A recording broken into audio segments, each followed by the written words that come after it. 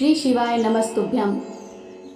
दोस्तों, आज की ये वीडियो बहुत ही ज़्यादा खास है क्योंकि आज की इस वीडियो में हम पंडित प्रदीप मिश्रा जी द्वारा बताए गए उस अद्भुत महापुराण के बारे में जानेंगे जिसके श्रवण मात्र से यानी कि जिसको केवल सुन भर लेने से कोई महिला विधवा होकर नहीं मरती, वह आजीवन सुहागन रहती है। यह कथा सुनने मात्र से उस महिला को या जो भी महिला यह कथा सुनती है वह अखंड सौभाग्यवती होती है।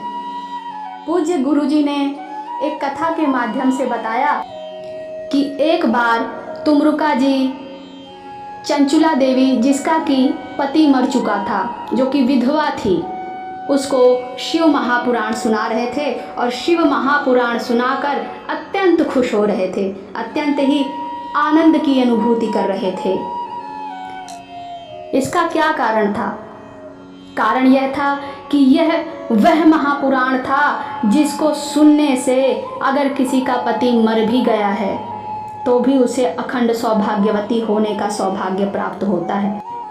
गुरुजी ने बताया चंचुला देवी, जिनका कि पति मर चुका था, वो एक विधवा थी। उन्होंने तुमरुका जी को बुलाया क्योंकि उन्हें शिव कथा सुननी थी।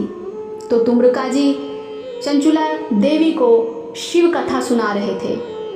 चंचुला देवी तो कथा में बैठ नहीं सकती थी, तो उन्होंने शिव और पार्वती को जजमान के रूप में बुलाया और शिव और पार्वती बैठकर वो शिव कथा सुन रहे थे।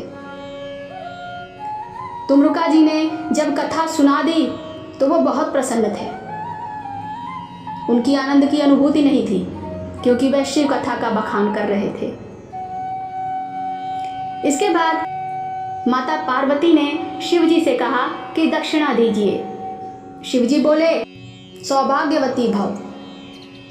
माता पार्वती बोले, अरे आप सौभाग्यवती होने का वरदान किसे दे रहे हैं?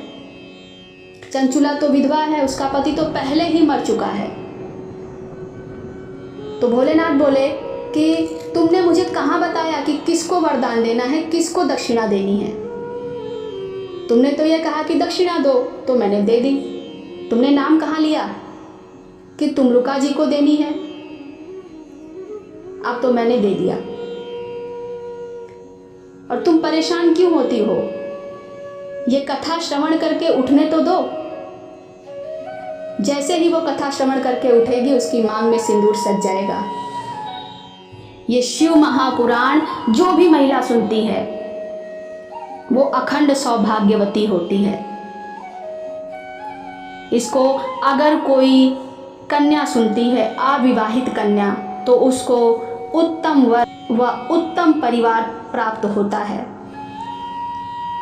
अगर कोई बालक सुनता है तो उसके लिए अति उत्तम है, उसकी सारी मनोकामनाएं पूर्ण होती हैं। अगर कोई पुरुष सुनता है तो उसका जीवन बन जाता है, उसका जीवन संवर जाता है। यह शिव महापुराण है। शिव महापुराण की महिमा ऐसी है कि इसके सुनने वाले को, इसके सुनने वाली महिला को अखंड सौभाग्यवती बनाकर ही छोड़ती है।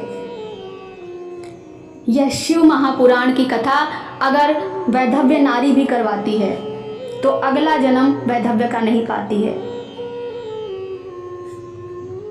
अगले जन्म में उसे अखंड सौभाग्यवती होने का वरदान मिल जाता है।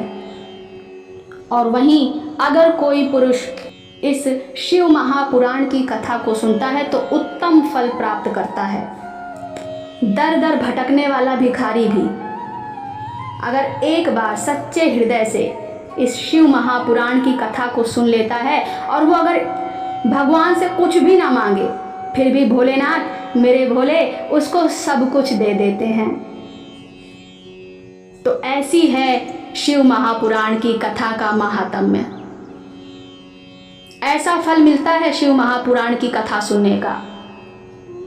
तो दोस्तों और बहनों, जब भी मौका मिले शिव महापुराण की कथा जरूर सुने और अपना जीवन सार्थक बनाएं। भगवान भोलेनाथ आप सभी की मनोकामनाएं पूर्ण करें, इसी इच्छा के साथ, इसी मनोकामना के साथ, जय महाकाल।